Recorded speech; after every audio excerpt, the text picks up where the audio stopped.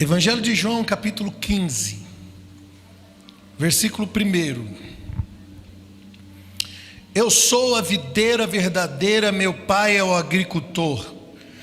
Toda vara que em mim e que não dá fruto, ele tira, e limpa toda aquela que dá fruto. Para quê? Para que dê mais fruto.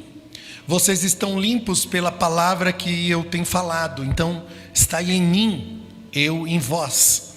Como a vara de si mesmo não pode dar fruto se não estiver na videira, assim também se vocês não estiverdes em mim.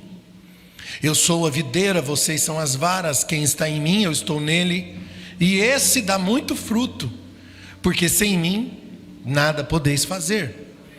Se alguém não estiver em mim, será lançado fora como uma vara, se secará, e as pessoas que colhem lançam no fogo e ardem. Se vocês estiveres em mim, as minhas palavras estiveres em vós, então vocês pedirão tudo o que quiserdes e vos será feito. E é nisto que será glorificado o meu Pai. No quê? No que é glorificado o meu Pai?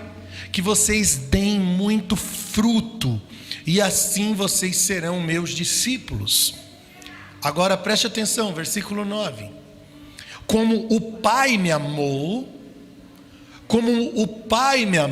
também eu vos amei, disse Jesus.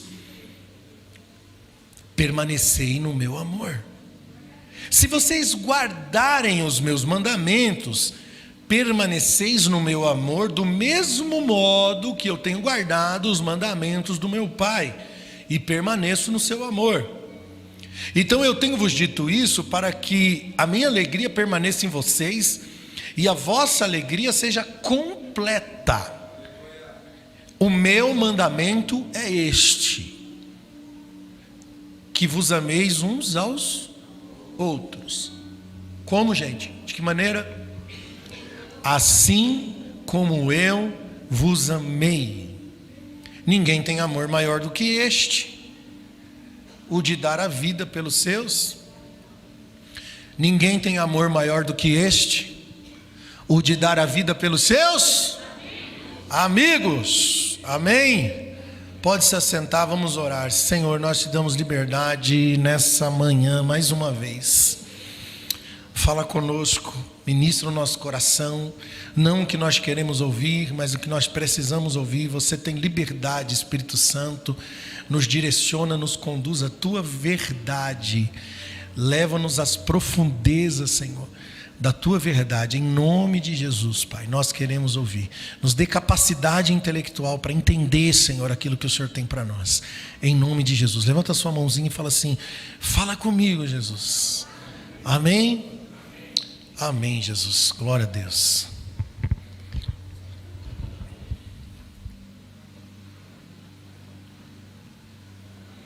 Eu preguei nesse texto semana passada para vocês, e hoje eu vou trazer uma outra vertente do texto. Eu quero me basear aqui. Ninguém tem amor maior do que este, o de dar a vida pelos seus amigos. O tema da mensagem de hoje é a vocação de amigo. Amém, irmão? Olha para a pessoa que está do teu lado, diga assim: você tem uma vocação.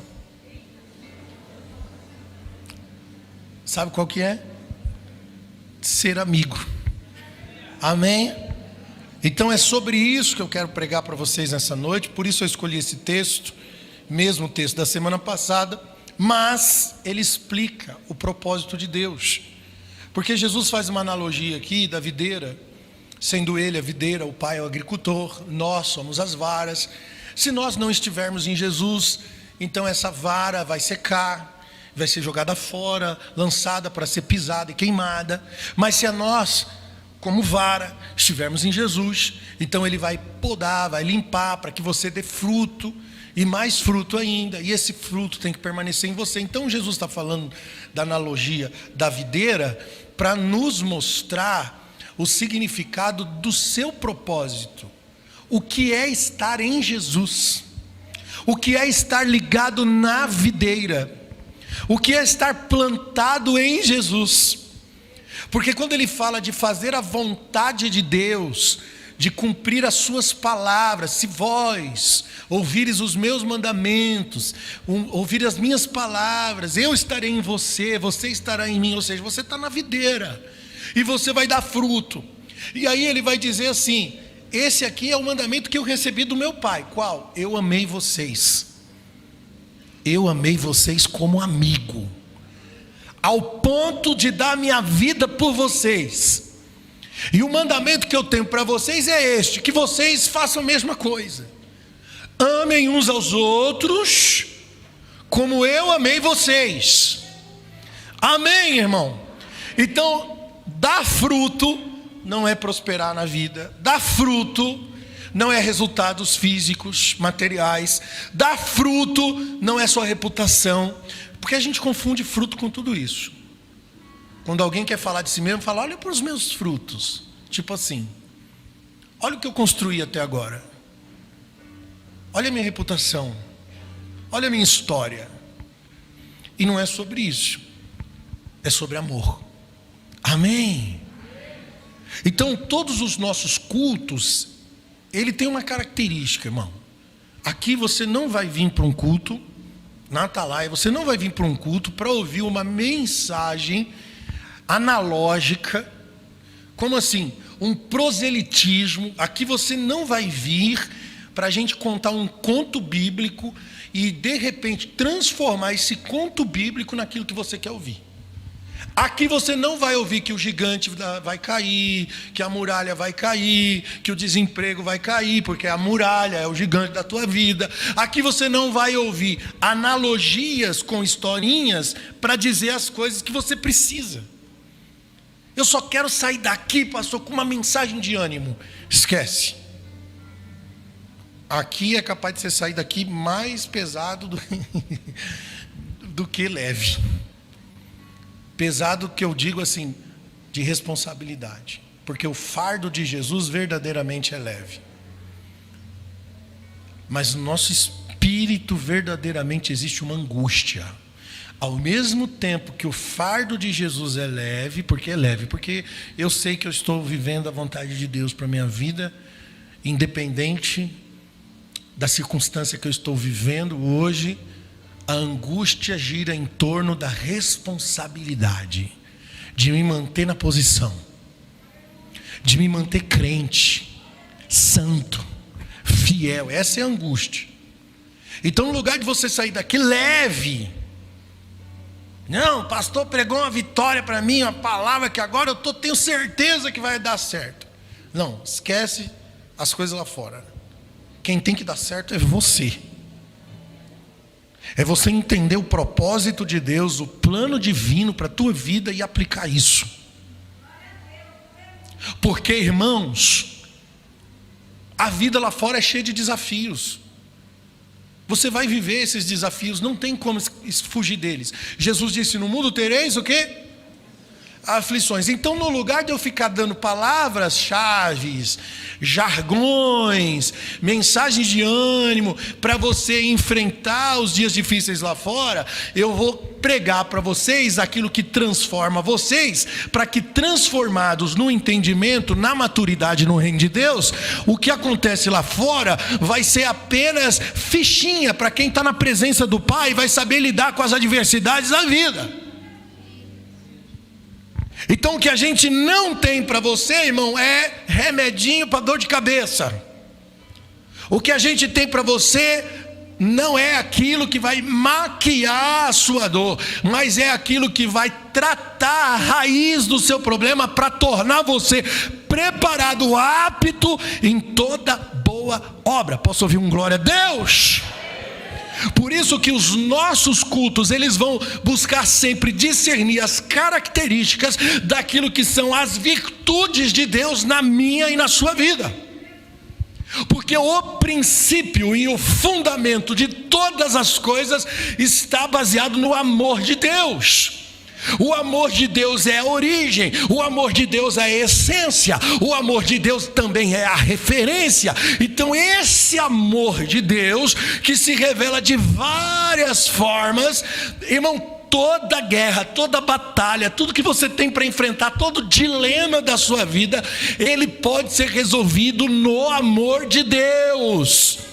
Que dentro do amor de Deus existem inúmeras características virtuosas para que você possa se manifestar. Por isso que o reino de Deus, Jesus disse que é como um homem que plantou uma semente. O reino de Deus é como um homem, o amor de Deus é a semente desse homem que plantou. E essa semente, que é o amor de Deus, ela se revela de várias formas. Tem o tempo de germinação, tem o tempo do fruto, o tipo do fruto, inúmeros tipos de benefícios. Então esse fruto, ele deve e vai suprir todas as coisas. Eu só preciso entender essas virtudes. A semente é o fundamento.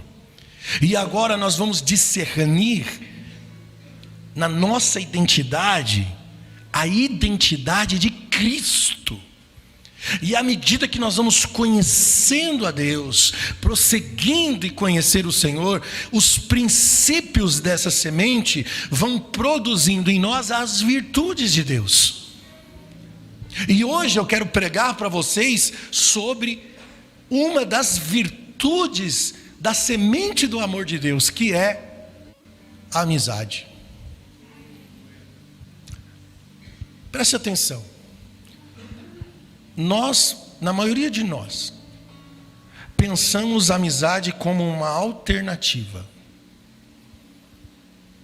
circunstancial. Eu penso, eu posso ter amigos ou eu não posso ter. Eu posso buscar amigos ou eu posso não buscar amigos. Na verdade, tem gente que se gaba da solidão. Tem gente que bate no peito e diz assim: eu não sou uma pessoa de muitos amigos. E acha bonito. Só que a amizade, ela é uma relação essencial. Porque é um princípio. Ninguém, grava o que eu vou te dizer, ninguém vai conhecer o propósito de Deus se não aplicar o amor. E eu vou explicar melhor. Encontrar amigos que dão testemunho desse amor que está em você. Gente que diz que ama. O seu amor é testemunhado na vida do amigo. Porque tem gente que diz que ama, mas a forma, irmão, a maneira de isso ser explícito, o seu amor é explícito, são nos amigos. Por isso que não tem como eu falar de amor se eu não tenho amigos.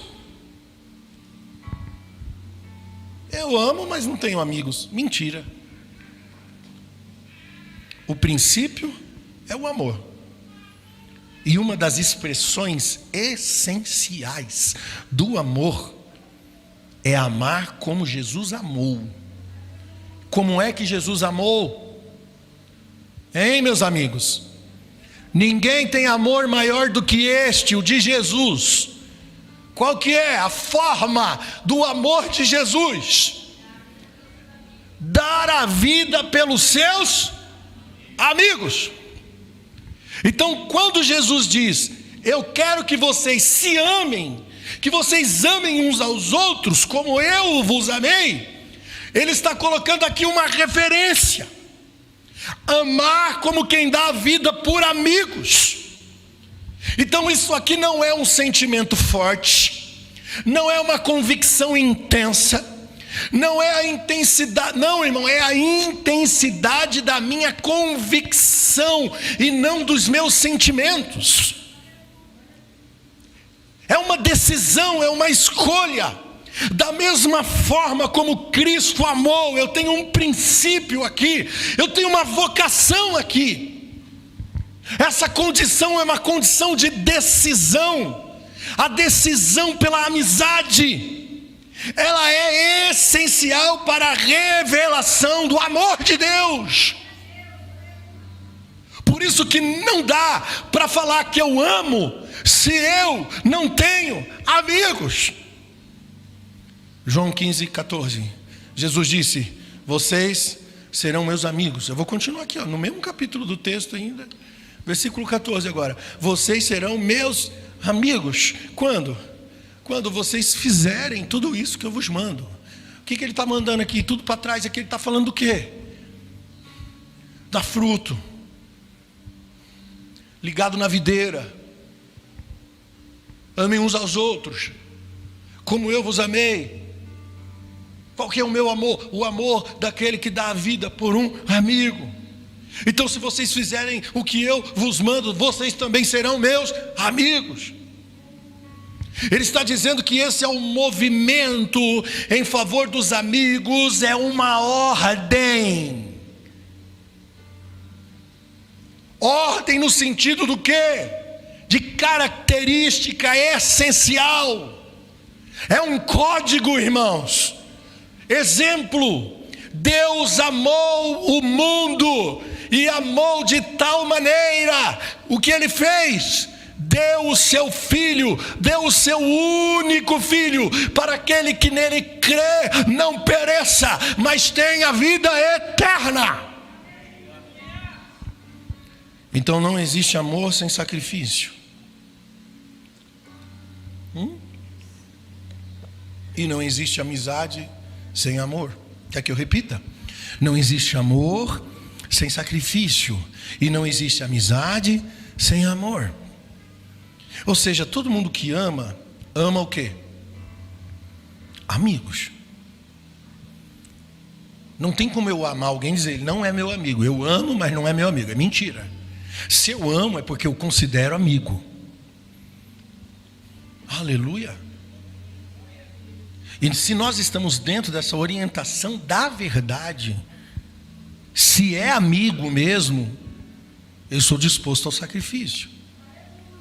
Aí Jesus vai dizer em João 15:15, eu já não vos chamei de servos. Por quê? Porque o servo não sabe o que faz o seu senhor, mas eu tenho vos chamados de amigos, porque tudo quanto eu ouvi do meu Pai, eu tenho revelado a vocês. O servo, ele não tem discernimento do verdadeiro propósito daquilo que ele está executando ou fazendo. O servo é cumpridor de ordens.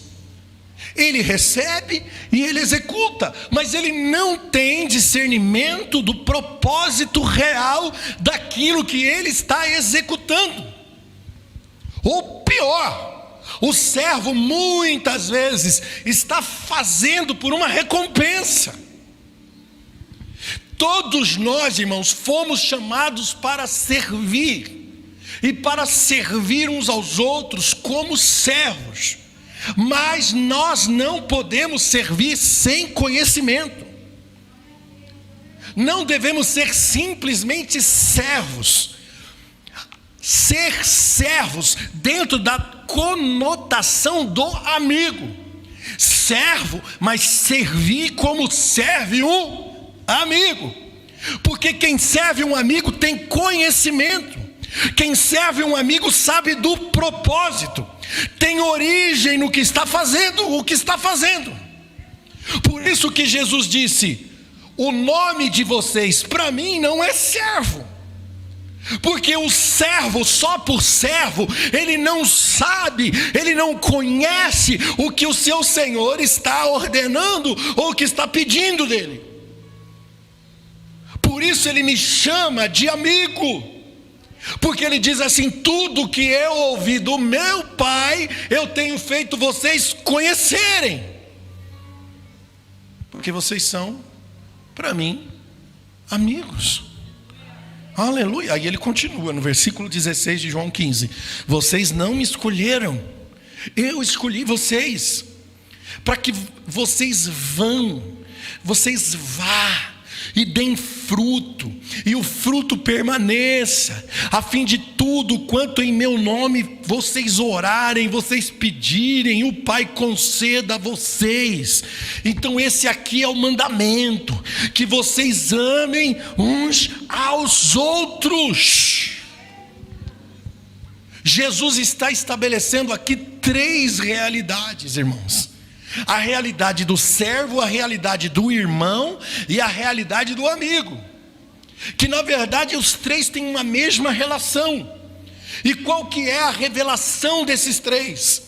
O que seria Jesus, irmãos, como irmão? Porque primeiro, antes de Jesus ser irmão, ele era o unigênito do Pai. Ele não era irmão. Mas depois da cruz, ele foi feito o primogênito entre muitos irmãos. Está aqui em Romanos 8:29. O que dantes conheceu também nos predestinou, eu e você, para quê? Para sermos conforme a imagem do seu Filho, a fim de que ele, Jesus, seja o primogênito, ou seja, o primeiro de muitos irmãos. Por que primeiro de muitos irmãos? Porque agora eu e você fomos feitos à semelhança do primeiro, que antes era único, mas agora é primeiro, porque eu e você fomos feitos irmãos de Jesus Cristo. Aleluia! Paulo está dizendo que Deus, no conselho da sua vontade, quer gerar irmãos, uma família de irmãos, a partir do mesmo protótipo que é Jesus, o primeiro. Então isso aqui está no coração do Pai, com o Filho único que participou desse conselho, sendo Jesus, o Filho único.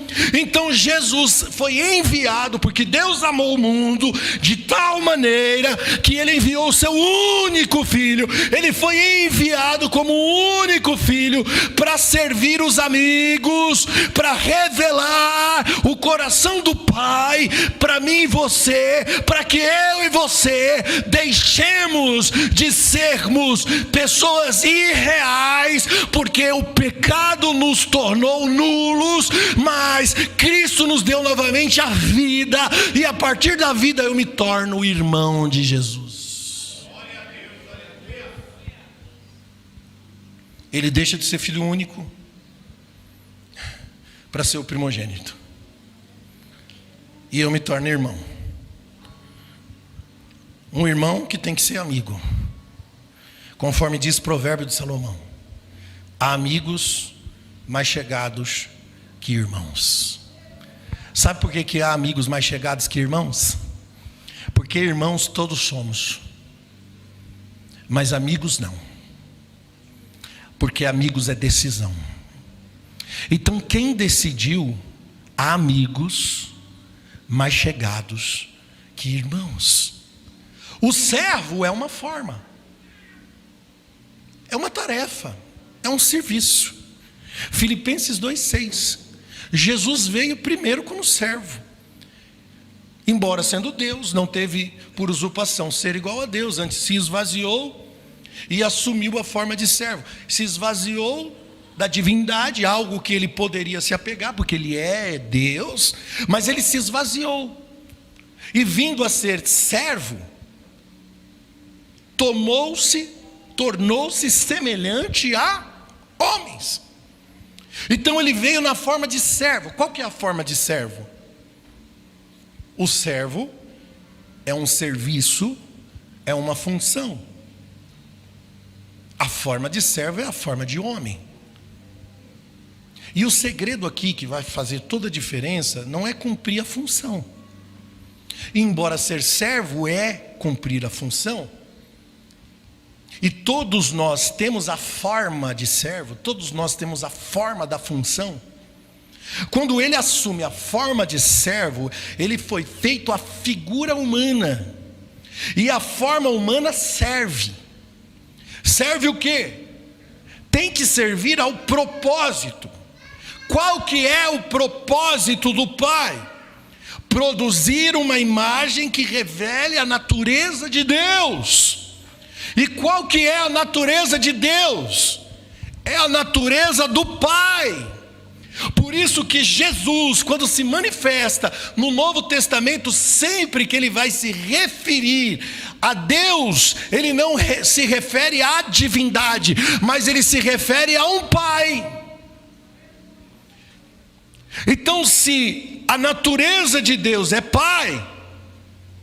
Por isso ele vai dizer: tudo que o Pai me revelou, eu tenho feito conhecer vocês. Porque vocês foram feitos filhos de Deus. Aleluia. E por que Jesus está fazendo isso? Porque ele tomou uma decisão. Ele escolheu. Escute o que eu vou te dizer: Jesus não foi obrigado. Antes de ir para a cruz, morrer pelos amigos, ele disse assim: a minha vida ninguém tira. A minha vida ninguém tira. Eu tenho poder para dar a minha vida, e eu tenho poder para retorná-la. E a minha vida espontaneamente a dou. Jesus deu de forma espontânea, foi uma decisão. Ele escolheu fazer de mim e de você seus amigos. Aleluia, irmãos. Não tem amor maior do que esse. Qual? Quando a gente decide ser amigo do nosso irmão, para revelar a ele o propósito do nosso Pai. Não tem amor maior do que esse. Eu vou repetir: quando eu e você decidimos ser amigos dos nossos irmãos, para revelar a eles o amor do nosso Pai. Como? Servindo a vida dele, sacrificando a nossa. O amigo serve o irmão, revelando ao irmão a vontade de Deus que ele não conhece. Como é que eu vou fazer o meu irmão conhecer a vontade de Deus, servindo o meu irmão? Porque ao ponto que eu sirvo o meu irmão, eu estou dando a ele revelação do amor do Pai.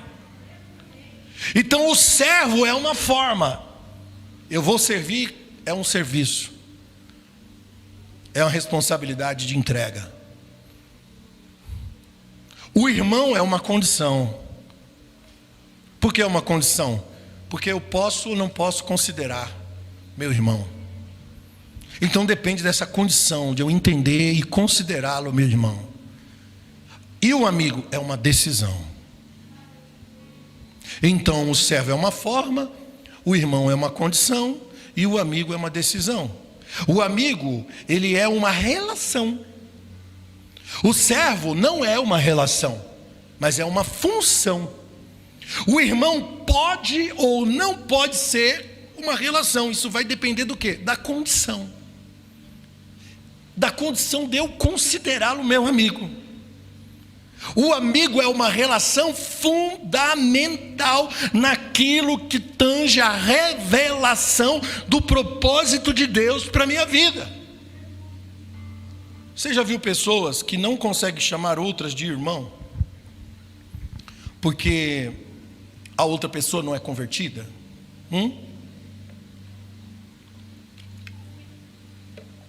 Já viu? Não, ele não é meu irmão. Por quê? Porque ele não professa a mesma fé que eu. No dia que ele se converter, vai ser meu irmão. Eu conheço uma história de um vizinho bagunceiro que fazia bagunça na garagem dele. Funk, barulheira, papapá, drogas, tal. Um dia esse cara se converteu e a barulheira que ele fazia lá na garagem dele agora virou a barulheira dos cultos dos irmãos. Os irmãos estavam lá fazendo culto, cantando hino de adoração. Aí o vizinho, que era crente há mais de 20 anos, nunca olhou na cara do irmão, porque ele não era irmão, né? E agora que virou irmão, ele decide bater na porta do vizinho e falar: ô, graça e paz. Que bom que você se converteu, agora você é meu irmão.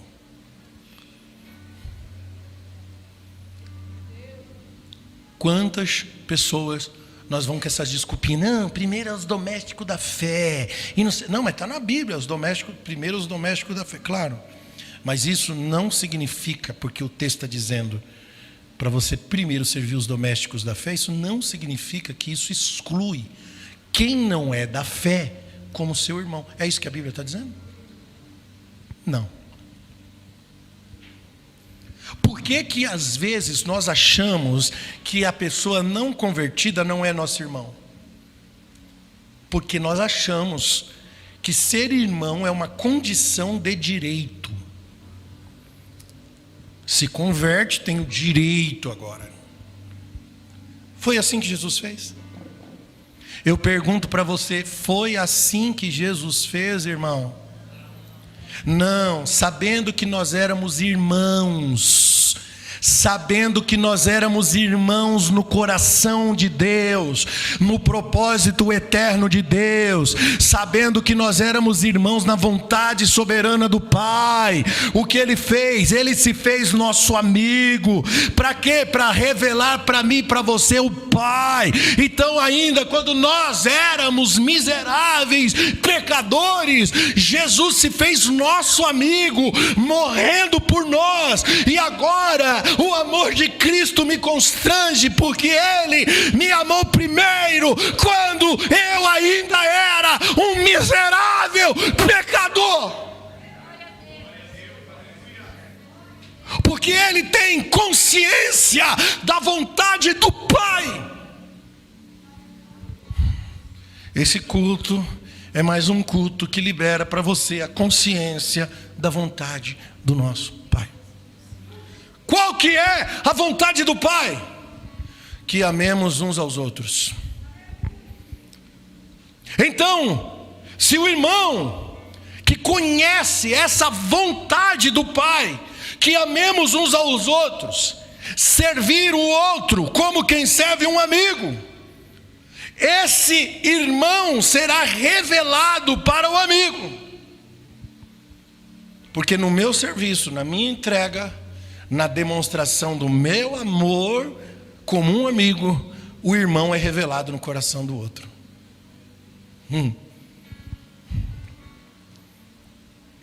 Porque a irmandade é uma condição. Aleluia. Irmão não, irmão, fomos criados pelo mesmo Pai. Somos todos irmãos. Não, bota isso na sua cabecinha, por favor. Porque sempre que você olhar para um outro alguém e você dizer assim, esse aí, como eu preguei aqui semana passada, esse não tem vida no altar, esse não sei o que, não sei das coisas, ele não é meu irmão. Tome cuidado, para você não estar excluindo as pessoas da graça de Deus, por achar que é mérito de quem faz a coisa certa. Aleluia. Então, irmãos, a irmandade é uma condição, porque nós somos criados irmãos, e isso não muda. Mesmo que você não ache o outro seu irmão, ele vai ser seu irmão e acabou. E quando você se rebela contra a realidade de que seu irmão é seu irmão, porque sabendo que é seu irmão, criado pelo mesmo Pai, você decide no seu coração que não é seu irmão, então se tornou uma condição para você. Olha a história do filho pródigo. Essa história retrata exatamente o que eu estou falando. Um pai tinha 2 filhos. Os 2 filhos eram irmãos. O pródigo saiu de casa, se arrependeu. Quem sabe da vida, da Bíblia, conhece a história. Ele foi viver o quê? Vida dissoluta. Foi viver prazeres sexuais com meretrizes. Coisa que para nós que estamos dentro de casa soa assim: vai para o inferno, acabou, não tem mais jeito, não tem mais volta, está excluído. Eu estou mentindo?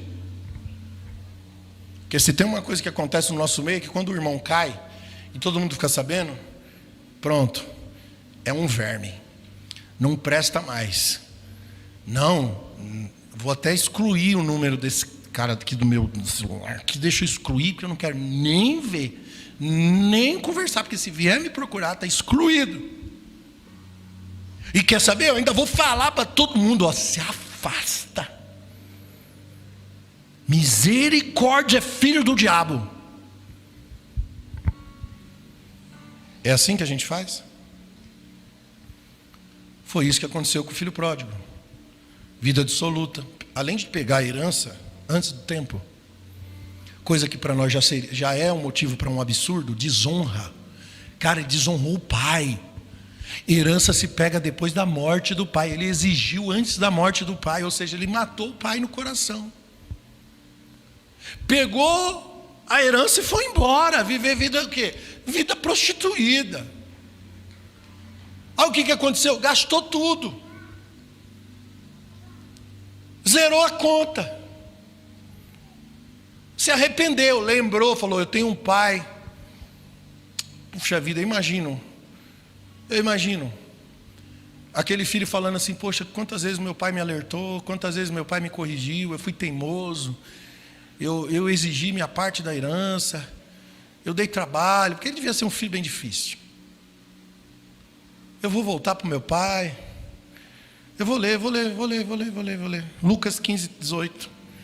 Levantar-me-ei, irei ter com meu pai, porque eu pequei contra o céu e pequei contra ti, pai.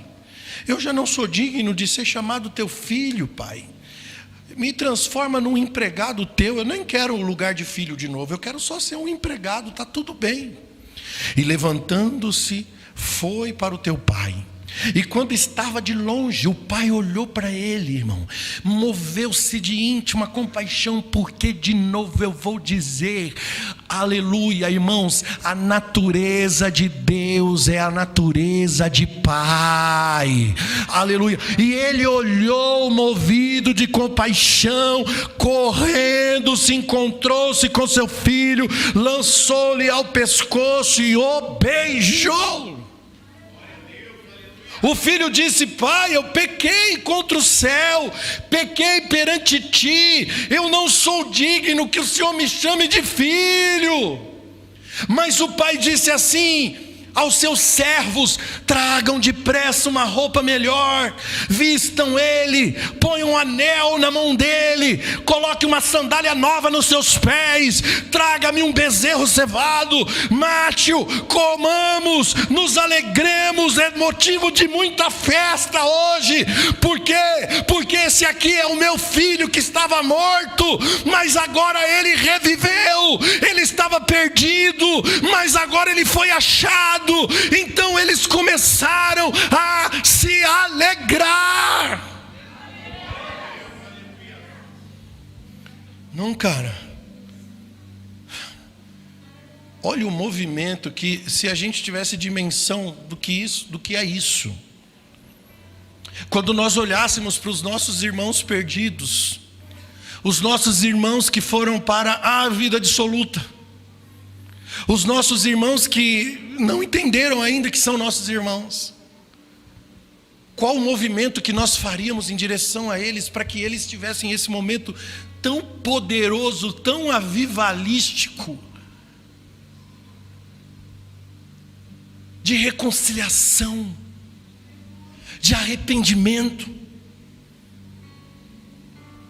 Sabe por que nós temos dificuldade? Porque nós somos orgulhosos. Porque a única coisa que pesa na nossa mente é o direito que foi ferido, a inconformidade com o que foi praticado, e não me importa se arrependeu ou não, é como se fosse imperdoável. Esse é o nosso coração duro. Olha aqui o irmãozinho crente, que nunca desobedeceu uma ordem do pai. Versículo 25. E o seu filho mais velho estava no campo. Quando veio, se achegou perto de casa e viu música, viu danças, viu festa. Chamou um dos servos e perguntou: o que está acontecendo lá em casa? E ele disse assim: o teu irmão veio aí, e o teu pai matou um bezerro, uma cevada, porque ele recebeu ele de volta para casa são e salvo. Mas então esse irmão crente, que nunca saiu de casa, ficou indignado, e ele não queria entrar na festa. Então saiu seu pai e rogava-lhe, dizendo: entra, irmão, entra, meu filho, entra, vem festejar com a gente. Mas ele respondeu e disse: pai, eis que eu sirvo você há tantos anos, eu nunca transgredi um mandamento seu, eu nunca eu nunca tive um cabrito só para me alegrar, o Senhor nunca me deu um cabritinho que fosse para mim me alegrar com os meus amigos, mas então vindo esse aí, esse teu filho, que desperdiçou os seus bens com as meretrizes, e o Senhor matou um bezerro e fez uma festa para ele, então ele disse: meu filho, você sempre está comigo, todas as minhas coisas são tuas, mas esse teu irmão, olha aqui, estava perdido e foi achado. Mas era justo alegrarmos-nos, folgarmos, festejarmos, porque o teu irmão estava morto e reviveu, estava perdido e foi achado. Você percebe que na fala do irmão, quando ele fala do filho perdido, ele diz: esse teu filho. Cara, é teu irmão. Mas ele não fala meu irmão, ele fala esse teu filho. E o pai, quando responde, insiste: esse teu irmão estava perdido, estava morto e foi achado. Ele é teu irmão. Porque ele nunca deixará de ser teu irmão. Você queira ou você não queira, nunca deixará de ser teu irmão. Mas deixou de ser o quê? Deixou de ser o quê? Deixou de ser amigo.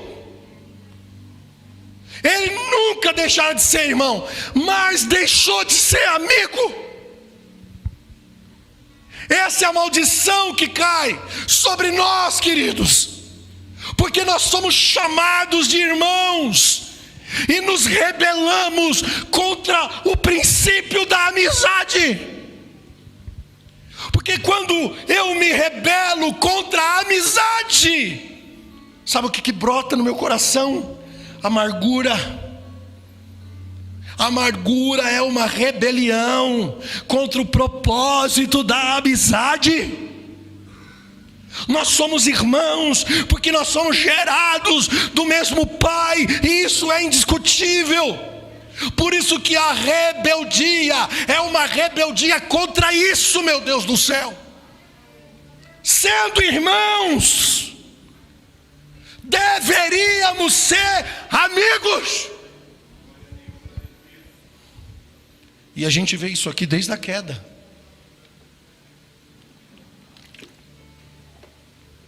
Caim matou quem? Abel era quem? Irmão. Caim matou o irmão por quê? Porque era irmão, mas não era o quê? Amigo. Por isso que quando Deus vem lá no jardim, quando Deus vem lá no encontro com Caim, a pergunta de Deus para Caim qual que foi? Onde é que está o teu irmão? E qual que é a resposta de Caim para Deus? Gênesis capítulo 4, versículo 9. Eu não sei, acaso eu sou tutor dele? Em outras palavras, Caim está dizendo assim: não tem nada a ver com a vida dele, eu não tenho parte com ele, eu não tenho obrigação de saber dele. Ele tinha matado o irmão, porque não era amigo. Quando você pergunta para alguém de fulano, beltrano, ciclano, e alguém responde assim: eu tenho alguma coisa a ver com esse cara, significa, não é meu amigo. Por acaso eu sou tutor do meu irmão? Ou seja, eu não tenho vínculo. Caim se rebelou contra o propósito da vontade do Pai. Qual que é a vontade do Pai? É que os irmãos sejam amigos.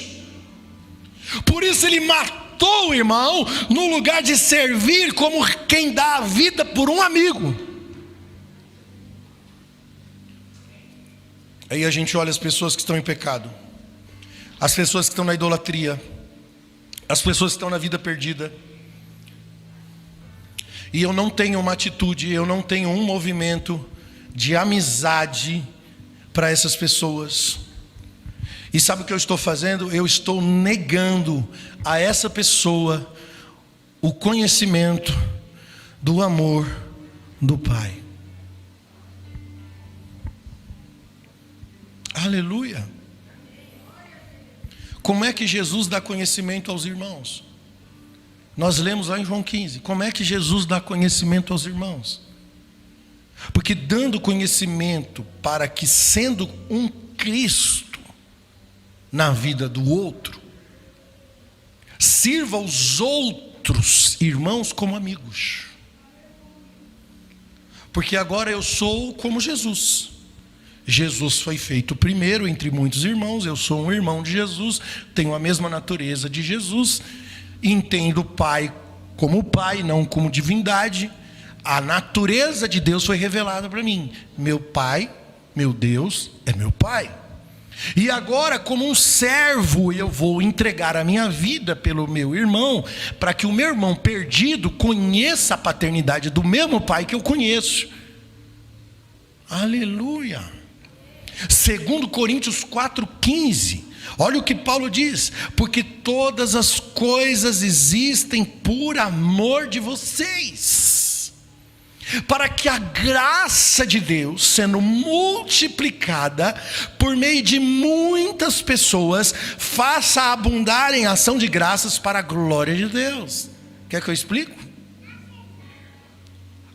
Todas as coisas existem por amor de vós, para que a graça sendo multiplicada. Que graça multiplicada? Por meio de muitos. Que muitos? Paulo está dizendo o seguinte: Jesus, tudo que ele fez por amor de vós. Para quê? Para que a graça multiplicada por meio de muitos, eu e você, que fomos beneficiados pela graça que nos foi concedida por meio de Jesus Cristo, e agora essa graça é multiplicada por meio de muitos, eu, você, todo mundo aqui, temos que multiplicar a graça, para fazer abundar a glória de Deus na vida dos irmãos. Então hoje nós temos muitos irmãos que não querem ser amigos. Estou mentindo? Por que não querem servir um ao outro? Porque são escravos da amargura e do ressentimento. E quando você não quer, sabe o que você está fazendo? Impedindo a graça de ser multiplicada, que poderia revelar o propósito do Pai. Mas isso não acontece na igreja, né? Na igreja não. A igreja é lugar de santos e perfeitos e plenos em Jesus Cristo. É ou não é? Aqui não acontece isso. Eu não sei nem porque eu estou pregando isso. É ou não é? Verdade ou não é? Acontece aqui? Acontece aqui, irmão? Não. Eu sei o que é a vida da igreja. Isso acontece o tempo todo. Não acontece só na igreja, acontece na família, acontece na empresa, no trabalho, tudo quanto é canto. As pessoas são unidas, é uma maravilha. Comunhão, papapá, tal, daqui a pouco, acabou. Por quê? Porque por causa de um erro, por causa de uma interpretação, por causa de um juízo prévio, que você faz juízo prévio das pessoas, porque você cria expectativa nos irmãos, porque no fundo toda amizade que você construiu foi baseado nas suas expectativas daquilo que você pode receber dos irmãos, e não daquilo que você tem para oferecer para os irmãos. Então quando as pessoas erram com você, você frustra. E aí tem gente que diz assim: errou comigo uma vez só. É ou não é? Por isso que você é de poucos amigos, porque errou com você, já era. Relacionamento com você só dura até o primeiro tempo. No segundo tempo já era, meu irmão. O erro do outro se torna uma barreira no seu coração, porque brota em você a amargura.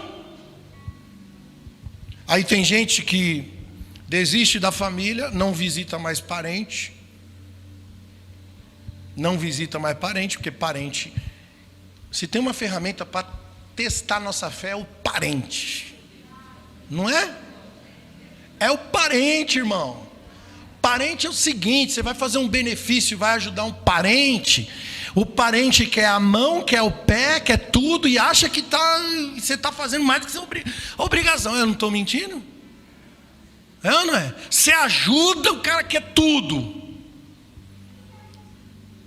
E se você não der tudo que ele está exigindo, você ainda é mal agradecido. Você é ingrato. Você não é irmão. Então, se tem uma coisa para testar nossa fé, parente. Parente. Pode escrever. Tem gente que prefere se reunir com os irmãozinhos da igreja do que se reunir com o cunhado, com a cunhada, com a sogra, com os sogros. Para você refletir. Porque final de ano a gente tem que reunir com a família, não é? Tem que reunir com os parentes. Aí tem gente já caçando lugar na igreja. Não, eu vou para a igreja. Eu vou para a igreja. Ô pastor, não vai ter comunhão de final de ano. Vai com a tua família. Vai com os teus parentes.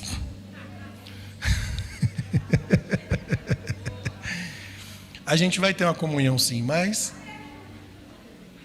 suporte um ao outro. Aleluia. Mas na igreja também acontece, ué. Acontece pra caramba, irmão. A gente está junto, lado a lado, tal. Eu mesmo, como pastor, me apego com os irmãos. Já tive muita frustração. E Deus, às vezes, o que eu prego para você, irmão, é que eu precisei receber de Jesus. Então esse lance, quando eu falo de expectativa, é porque eu passei por isso. Que a gente cria expectativas nas pessoas e depois a gente se frustra. Porque a gente idealizou. E idealizar é idolatria. Então a gente gosta tanto de alguém, só que esse gostar é meio que idolatria. Quando essa pessoa erra, quando o ídolo falha, você frustra. É como se aquela pessoa não... Você fala assim, puxa, eu não conhecia a pessoa.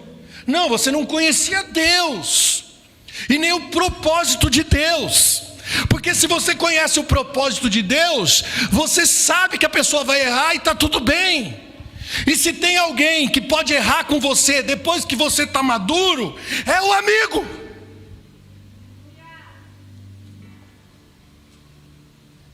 Um cara maduro, irmão, pleno em Jesus Cristo, é aquele que bate no peito e diz assim: ó, se tiver que errar com alguém, irmão, erra comigo, porque eu sou teu amigo. E por ser seu amigo, você pode errar o erro que for, que nada vai mudar o meu amor por você e o movimento que eu vou fazer em sua direção para restaurar a nossa amizade. Porque se você errar com a pessoa errada, irmão, você vai sofrer a consequência do corte, da separação. Entendeu? Do esquecimento. Da pessoa chegar e falar assim: ó, pastor, Deus mandou eu sair da igreja. Mentira, irmão, Deus não mandou. Não, mas sempre vem com essa ideia. Deus mandou, todo mundo vem com a mesma ideia. Porque não quer tratar a amargura. Eu falei, cara, vamos chorar. Irmã, vamos chorar junto. Qual que é o problema? Onde é que está o erro para a gente chorar junto, para a gente se abraçar e ficar junto? Porque família fica junto. Quem está entendendo o que eu estou falando? É rebelião contra o propósito de Deus. As pessoas vão errar com você. E eu vou dar um diagnóstico para você. Presta atenção. É muito sério o que eu vou te falar. Temos amigos valiosos. Temos ou não temos? Pessoas que retribuem a amizade. Você tem prazer de estar perto porque existe a reciprocidade. E é isso que a gente chama de amizade no nosso conceito de amigo. E eu estou mostrando para você que a amizade é uma vocação. É um chamado. E se é um chamado, é para todos. mas esquece ser amigo de quem é ruim. Agora, e preste atenção no diagnóstico. Como é que eu sei que aquele amigo é amigo? Como é que eu sei que aquele cara é maduro? É o amigo da reciprocidade, é o amigo da mesa, é o amigo da comunhão, é o amigo que você tem prazer de chamar todo final de semana na sua casa, é o amigo que você quer estar perto o tempo todo, porque é amigo. É amigo do prazer de ser amigo. Aleluia. Diagnóstico para você entender que esse cara vai ser seu amigo até o final. Quer um diagnóstico? Repara, preste atenção como ele trata as pessoas que não correspondem como deveriam corresponder para ele. Se esse seu amigo tratar bem quem não merece, você pode olhar para ele e falar assim: esse cara é meu amigo. É o meu amigo da conveniência, sim, é meu amigo da conveniência. É o meu amigo que eu quero estar junto, porque eu quero aprender mais com ele. É meu amigo que eu tenho alegria de estar na casa dele, na minha casa. Por quê? Porque se ele trata bem, se ele faz a coisa certa pelas pessoas que erraram com ele. Imagina comigo então, irmão, que sou bom com ele, que sou amigo dele. Se esse cara é fiel a amizade de um infiel, que dirá comigo? Isso aqui é uma aliança que eu quero para sempre. Esse é meu amigo. Agora o cara é bom com você, e ele revela para você a amargura dele com quem quer que seja. É só questão de tempo. Espera, que a hora que você errar, porque você vai errar, você entra no bojo, você entra na lista da amargura daquele que você pensa que é seu amigo. Quando na verdade a gente nunca tem que pensar que o outro é nosso amigo. A gente tem que saber que eu é que sou amigo. Porque a minha vocação é ser amigo, independente dele ser meu amigo ou não ser meu amigo. Você está entendendo o que eu estou falando? Eu vou fazer a melhor entrega. Aleluia. Por isso que Judas é o cara que se levanta contra Jesus. Ele levanta o calcanhar contra um amigo, porque Jesus não corresponde às expectativas de Judas. E Judas é irmão também, ele faz parte da igreja. Mas mesmo assim, olha para Jesus, irmão, o exemplo de amigo. Mesmo assim, Jesus trata Judas como amigo.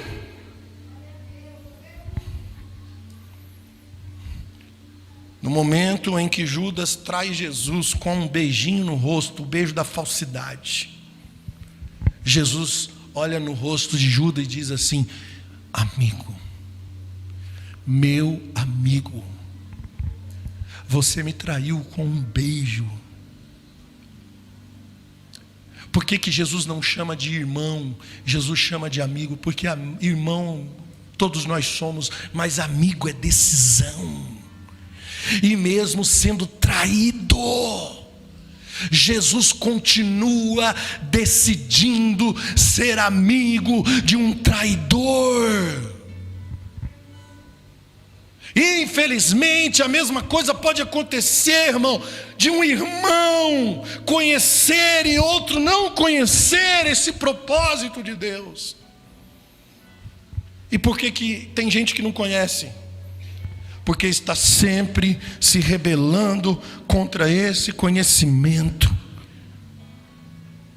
que só pode ser revelado por um amigo. Como eu não quero ser amigo, porque eu sou escravo do ressentimento, eu me rebelo contra o propósito do Pai. A amizade é um chamado. Escute, eu vou dizer de novo: a amizade é uma vocação, é um chamado à submissão do propósito de Deus em favor dos irmãos. Por isso que à medida que eu sirvo os irmãos, eu vou revelando aquilo que está no coração do meu Pai, que só pode ser revelado através da amizade. Então eu não tenho opção. A amizade não é opcional, é condicional. Eu tenho que tomar uma decisão. Está entendendo, irmão? É igual escolher: eu decido o céu ou eu decido o inferno. É uma decisão, irmão. Eu decido a amizade ou eu não decido a amizade. É a mesma coisa. Pastor, o senhor não está pegando pesado? Não estou pegando pesado. Porque a Bíblia diz que se você não perdoar as ofensas do teu irmão, o pai também não te perdoará. Se o pai não perdoará você, como é que fica esse lance de céu e inferno? Glória a Deus. Eu tenho que tomar uma decisão de amar os irmãos como um amigo. Por quê? Porque eu vou dar a minha vida por eles. Para quê? Para que eles se tornem meus irmãos. Não, eles são meus irmãos. Então para quê? Para que eles saibam, porque eles não sabem que são meus irmãos. Eu não vou dar minha vida para que eles tornem-se meus irmãos. Eu vou dar minha vida, eu vou ser sacrifício em amor, eu vou suportar. Eu vou pedir perdão mesmo eu estando certo. Eu vou ceder à ignorância, eu vou ceder à grosseria, eu vou fazer o sacrifício em movimento do meu irmão, porque ele não sabe que é meu irmão. Quem revelou aos irmãos que eles são irmãos? Quem? O amigo. Como? Dando a vida. Porque ninguém tem amor maior do que esse, o de dar a vida pelos seus amigos. A solidão e a inimizade, grave isso, é rebelião. É rebeldia contra os irmãos. Porque Deus quer que os irmãos sejam o quê? Amigos. E eu estou cansado, irmão, de mimimi, de verdade. Às vezes as pessoas me ligam da igreja e falam: meu Deus, pastor, o fulano está falando do ciclano, do beltrano, porque o fulano do beltrano fez isso, não sei o quê. E o outro julgando, dizendo que a pessoa não tem vida no altar, e que não sei quem não poderia estar não sei na onde, que não tem vida no altar para estar pregando, para estar cantando, para estar fazendo, não está deixando de fazer. As pessoas estão preocupadas quem sobe, quem desce, quem não vai, quem pode, quem não pode, porque é de Deus ou não é de Deus, porque é santo ou não é santo. E a gente está tão preocupado quem está qualificado, que a gente não está qualificado para qualificar. Eu vou dizer, você não está qualificado para qualificar, e está querendo medir as pessoas por que régua?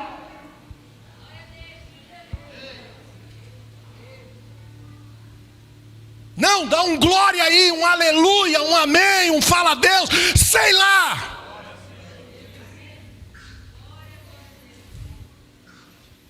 Vou mostrar para você o verdadeiro mundo espiritual, porque a gente gosta de espiritualizar, ou não é? O mundo espiritual, pastor, o fulano, o beltrano é do diabo, tá? Vou mostrar onde é que o diabo age. Provérbios 6:16. Estas 6 coisas o Senhor Deus odeia, mas a 7ª Deus abomina. Vamos lá para 6 coisas: olhos altivos, língua mentirosas, mão que derrama sangue inocente, coração que maquina mau pensamento e perverso, pés que se apressam para fazer mal, testemunha falsa. Olha a 7ª, qual que é a 7ª? Aquele que semeia contenda entre os irmãos.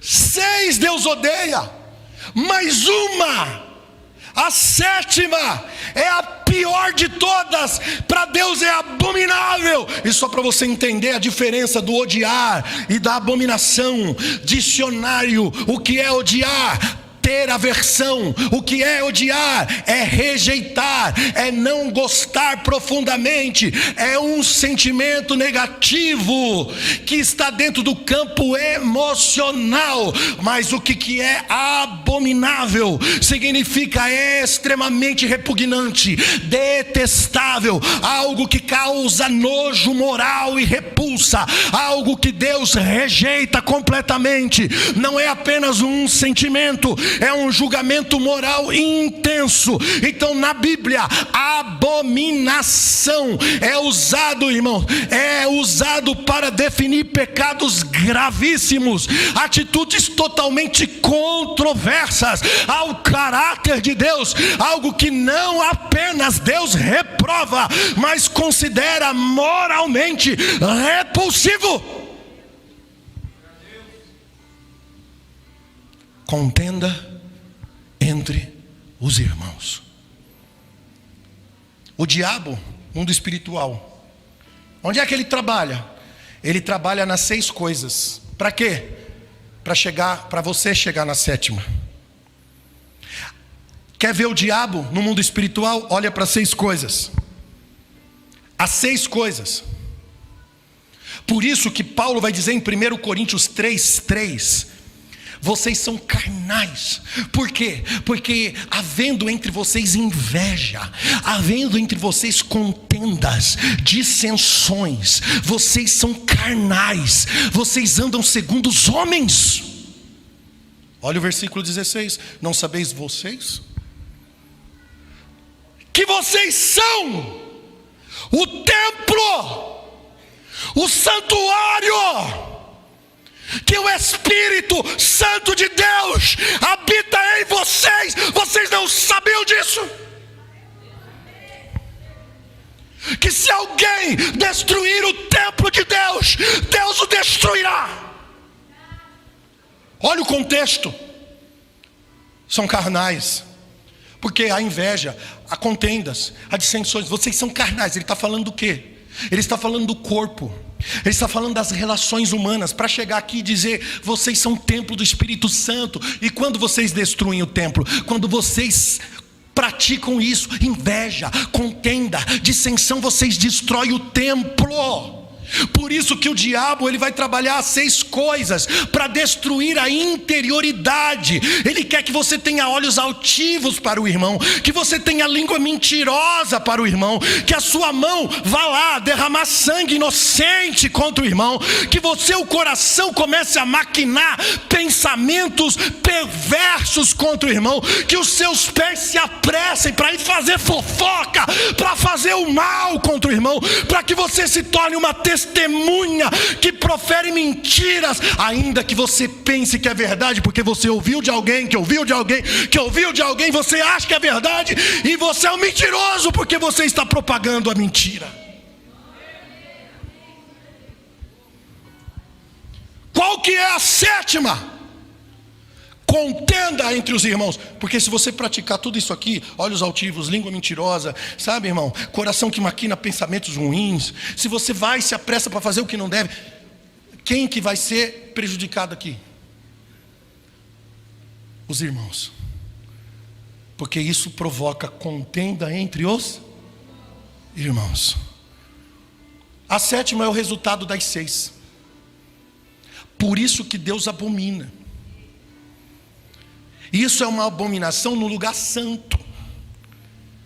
Você sabe qual é o lugar santo? Aqueles que foram chamados para ser amigos. Abominação no lugar santo é aqueles que foram chamados para ser amigos, mas guardaram no coração a raiz da amargura. Profanou, abominou o lugar santo. Por isso que o diabo não quer uma coisa que Deus não gosta. O diabo quer uma coisa que Deus abomina. Qual que é o espírito do anticristo? Você sabe?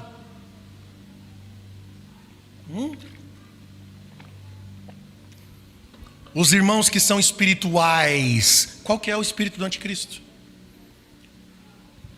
quando a abominação é colocada no lugar santo. Qual que é o lugar santo? Onde é que Deus habita? O lugar santo é onde Deus habita. E onde que Deus habita? Onde que Deus habita? É no plural mesmo. Em nós. Deus não habita em mim no individual. Deus habita em nós no plural. Por isso que Mateus 18:20, Jesus disse: onde estiverem 2 ou 3 reunidos em meu nome, eu aí estarei no meio deles. E não basta estar reunido.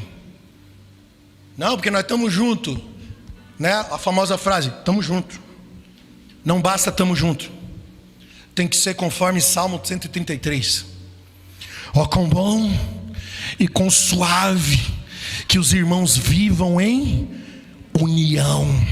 Como que é isso? É como, olha que profético e revelador. É como o óleo precioso sobre a cabeça, que desce sobre a barba, e a barba de Araão, que desce sobre a orla das suas vestes. Como é que isso? É como o orvalho de Hermon. É como desce os montes de Sião. Por quê? Porque é exatamente ali que o Senhor ordena a bênção e a vida para sempre. Amizade é sermos irmãos no espírito.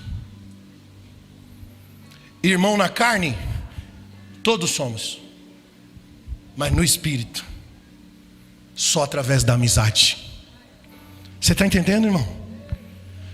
Irmãos no espírito, sabe como que é? É como o óleo que desce sobre a cabeça, autoridade. Irmãos no espírito é como o óleo que desce pela barba, maturidade. É como o óleo que vai até o manto, da orla do manto, sacerdócio de Deus. O óleo é a unção, a cabeça é a autoridade, a barba fala da maturidade e o manto fala do sacerdócio. Nós somos chamados para revelar o propósito de Deus. Como, pastor? Com bom e com suave, que a gente viva em união. Por isso que a rebeldia é quando, sendo meu irmão, eu me recuso a considerá-lo amigo. Aleluia. Aí eu vou dar mais um exemplo para você. Os irmãos de José. Quem conhece a história de José na Bíblia? Irmãos, José é o queridinho de Jacó. José teve um sonho profético que eles põem na mesa do jantar com sua família. Diz: pai, eu tive um sonho que o sol e a lua e as estrelas se prostravam diante de mim. E aí os irmãos olharam e falaram: você está pensando que você é quem? Está se achando melhor que a gente?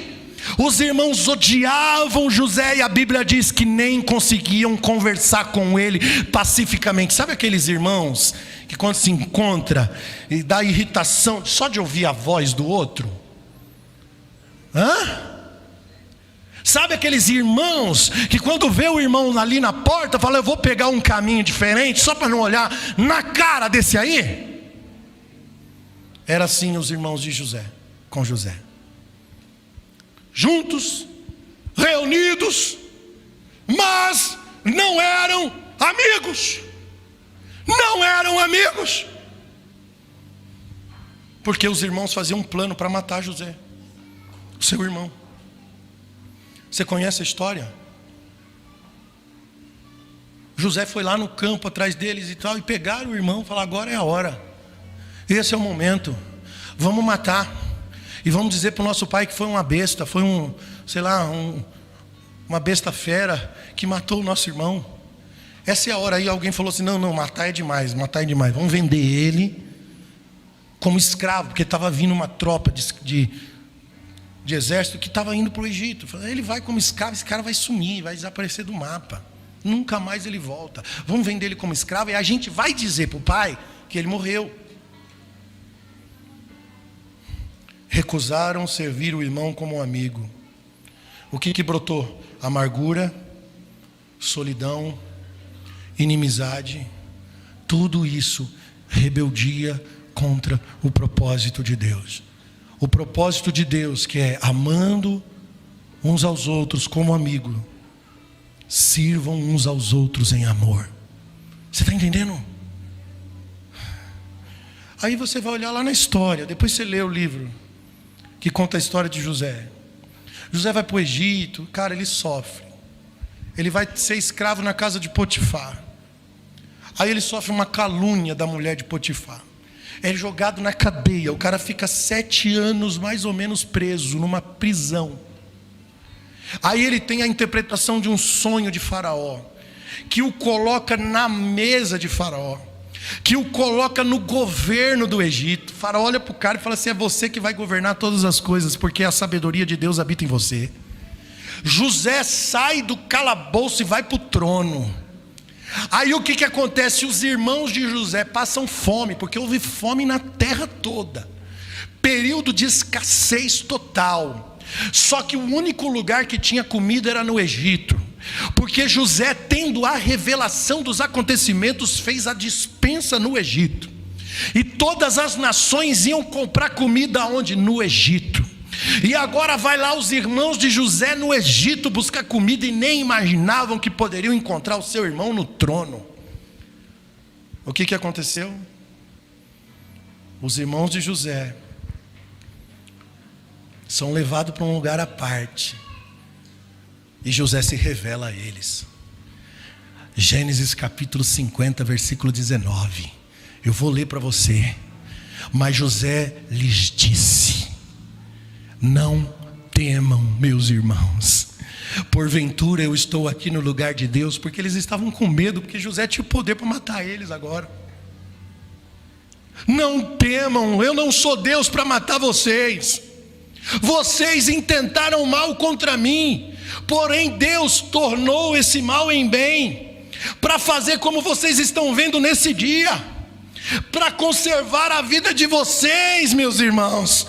Agora, pois, não temam, eu sustentarei vocês, eu sustentarei os filhos de vocês. E a Bíblia diz que assim José consolou o coração dos seus irmãos. Você vai ver Gênesis 42, 24, José chorando ao ver os seus irmãos. Gênesis 43, 16, José preparando um banquete para os seus irmãos. Gênesis 45, 4, José revelando a sua identidade, dizendo: eu sou o irmão que vocês venderam. Agora, pois, não vos entristeçais, nem pense que aos vossos olhos eu fui vendido para cá para o mal, porque para a conservação da vida Deus me enviou. Sabe o que ele fez? Ele interpretou.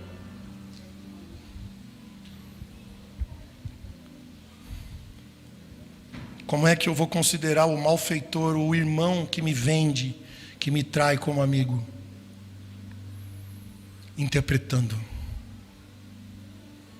discernindo. Você não me traiu porque você é ruim, você me traiu porque eu precisava ser traído. Para quê? Para que, sendo traído, eu pudesse mostrar para ti que mesmo assim eu sou seu amigo. Para quê? Para que você conheça o Pai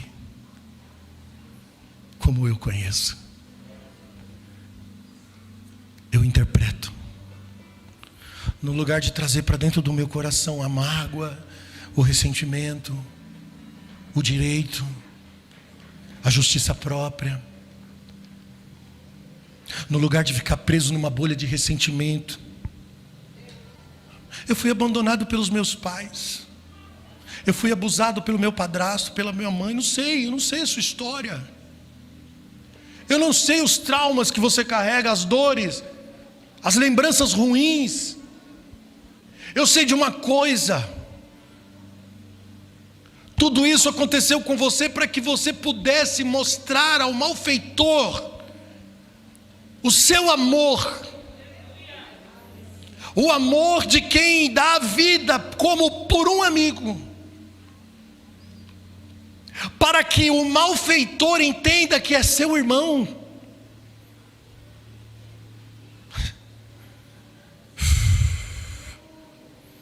Eu não sei se você está entendendo o que eu estou pregando hoje, irmão. E eu não prego como quem ensina uma coisa fácil. Que eu vou dizer de novo. Eu não prego nada para vocês que primeiro eu não precise disso. Normalmente eu prego tudo que eu recebo de Jesus. Os confrontos da minha alma. As guerras da minha mente. E eu dou glória a Deus porque o Pai fala comigo no meu espírito. Porque as suas mãos estão estendidas como um pai.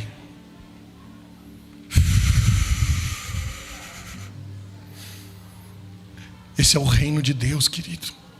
Não é comida, não é bebida, não está aqui, não está ali. O reino de Deus está entre vós, entre eu e você, entre você e todos os personagens da sua história. Todos sem exceção. O reino de Deus está entre vocês. Entre você e essa relação mal resolvida. Entre você e essa negação de paternidade. Entre você e esse abandono. Entre você e tudo aquilo que está tomando forma, que está impedindo você de viver a graça de Deus. E Deus está dizendo: rompa agora. Vença isso nesse momento. Ainda que você não tenha força, que você diga: pastor, eu não consigo, isso que o senhor está pregando é muito pesado, eu não tenho capacidade. Eu também não. A nossa capacidade vem dele. Como é que eu faço então, pastor? Coloca teu coração nele, dobra o teu joelho, levanta todos os dias, todas as tardes, de manhã, de tarde, à noite. Vai para a presença do Pai, vai falar com o Pai. É Ele, é o único que pode te capacitar. A sua vida com Deus, a sua relação com o Espírito Santo, é Ele que convence do pecado, da justiça e do juízo. Por isso que eu comecei dizendo: eu sou a videira, disse Jesus. Se você estiver em mim, eu vou estar em você. Então tudo que vai acontecer não é a base de você, é a base de mim em você. Porque se você estiver em mim, eu estarei em você, e você vai dar fruto. Você vai dar fruto porque sem mim você não vai mesmo conseguir. Mas se eu estiver em você, no lugar do rancor vai brotar a compaixão. Mas se eu estiver em você, no lugar da raiva, no lugar, aleluia, dessas memórias ruins, eu vou trazer a memória em você aquilo que dá esperança. Eu farei com que você veja, porque você está em mim e eu estou em você.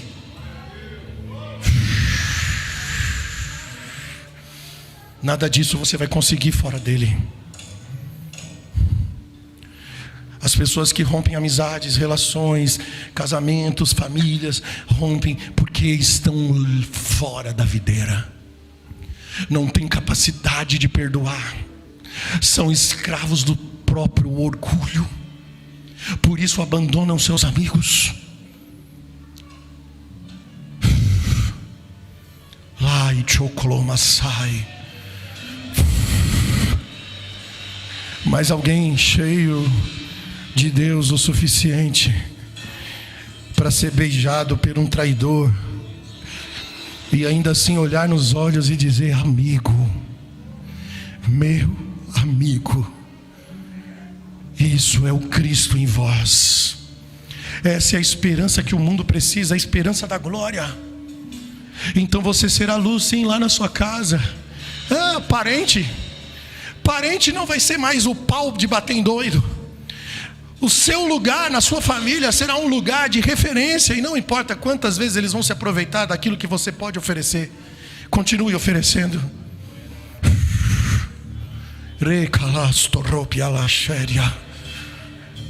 Espírito Santo, Nos ensina a amar como o Senhor, porque não há amor maior do que esse. Fica de pé comigo nessa manhã.